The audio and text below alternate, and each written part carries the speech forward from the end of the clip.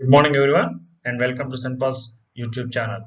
And today we are going to discuss conformational isomerism, a part of POC 3 syllabus in fourth semester according to PCI syllabus. Coming to introduction, definition. So, what are conformational isomers? The isomers which differ in conformation are called conformational isomers, and the phenomenon is called conformational isomerism. They are also called rotational isomers or rotamers because the conformational isomers arise due to a simple rotation around carbon-carbon single bond. So it clearly states that this type of phenomenon or this phenomenon of conformational isomerism is seen in carbons which are attached by a single bond. And what is a conformation? Conformation can be defined as one of the infinite spatial arrangement of a molecule that arises due to a rotation around carbon-carbon single bond. And this phenomenon is seen in alkanes as well as cycloalkanes. But they're different from configurational isomers like optical isomers and geometrical isomers because the configurational isomer they cannot be interchanged from one isomer to the another isomer without breaking a bond. But whereas conformational isomers they can be interchanged. One conformation can be changed to other conformation by a simple rotation around carbon-carbon single bond. And these conformations or conformers, they can't be separated since they are in dynamic equilibrium. Then how to represent a conformation? See, there are various ways to represent a conformation: Sahar's projection and Newman projection. Newman projection is a very popular way of representing conformational isomers where there are certain rules to represent the Newman projection. First, we have to select two central carbons, and these central carbons can be attached with any groups. For example, let us take ethane as an example, and here we have blue colored carbon and hydrogens and red colored carbon and hydrogens. Let us assume the blue color carbon or blue color groups are near to the observer and the red color carbon and the hydrogens attached to them are away from the observer. According to the Newman formula, the carbons and the groups which are nearer to the observer are denoted by equally spaced radii, and the rear carbon or the carbon which is on the rear side is represented with a circle and equally spaced radii. When these two are mixed, we get a structure of this sort where the blue lines and the blue hydrogens indicates the hydrogens attached to the front carbon, and the red ones indicates the groups that are attached to the rear carbon. We take ethane as an example because ethane is the simplest form to represent conformational isomerism. See, these structures on the left, these are Sahar's representations or Sahar's projections of ethane, and these are Newman projections of ethane. See, how many conformations are possible for ethane? In fact, not only for ethane, any compound or any alkane where the carbons are attached by single bond, infinite conformations are possible. But among this infinite conformation, there are two extremes. One is staggered and other one is eclipsed. One is staggered and another one is eclipsed. And in between the staggered and eclipsed, there are n number of conformations are possible. They are skew. And what makes how these conformations differ from each other? What is the difference among these conformations? Is the energy. See, there are three conformations or three projections for ethane are possible. Newman projections of ethane are possible.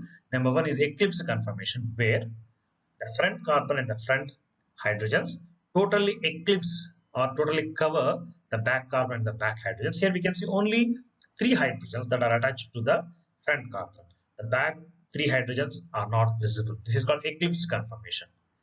Next is staggered conformation. So when I already told you the conformations arise due to a simple rotation around carbon-carbon single bond. Now, if there is a rotation around about this carbon-carbon single bond at 60 degrees, or the eclipse conformation is converted to staggered conformation, where we can see all the six hydrogens, three hydrogens on the front carbon, three hydrogens on the rear carbon. Okay, so they are scattered.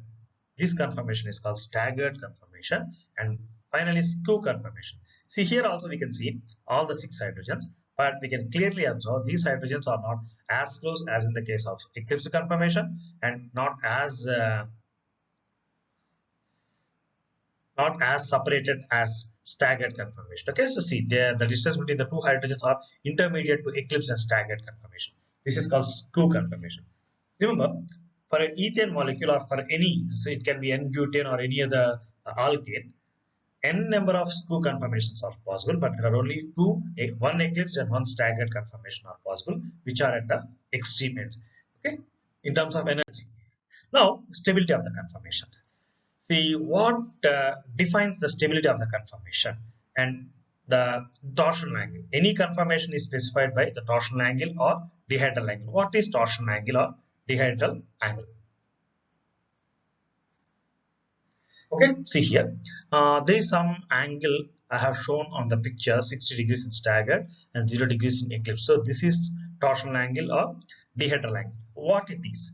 It is nothing but the angle between the hydrogens on the two adjacent carbons, or we can also say it is the angle between the two hydrogens which is present, one on the front carbon, one on the rear carbon, or in simple words, it is the angle between the hydrogens attached to two adjacent carbon atoms. In staggered, the dihedral angle or torsion angle is 60 degrees, and if it takes 60 degrees rotation, it becomes eclipse where the torsion angle becomes 0.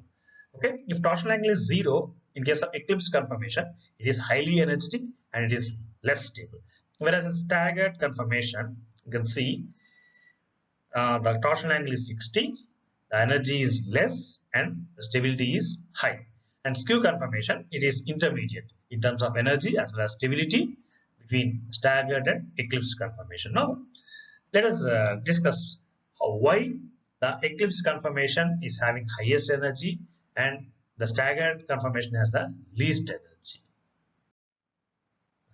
See, this is the order of stability. Staggered, more stable than skew, and more stable than eclipse. So we can clearly observe eclipse conformation is having the least stability and staggered conformation is having the highest stability. And the stability is always expressed in terms of repulsions, electron repulsions. So now let us see. In case first, examine the eclipse conformation. The distance between two hydrogens which are attached to adjacent carbons, it is 2.29 angstrom units, whereas staggered it is 2.55 angstrom units. Means the hydrogens in eclipse conformation are closer when compared to the staggered conformation, and the electron clouds which are present around the hydrogens, when they come close to each other, when two hydrogens approach each other, that what happens in case of eclipse conformation. And due to the electron clouds, they tend to repel with each other, and this repulsive interaction between the electron clouds affect the stability, and it is called torsional strain. So what is torsional strain? The repulsive interaction between the electron clouds that affects the stability of the molecule is called torsional strain, and this torsional strain determines the stability of any conformation. It is maximum in case of eclipse and minimum in case of staggered. And due to this torsional strain, some energy is required to rotate carbon-carbon single bond, that is called torsional energy. So this is about conformational isomerism of ethane, and in the coming videos we will discuss about conformational isomerism in case of N-butane and also in case of cyclohexane. Thank you.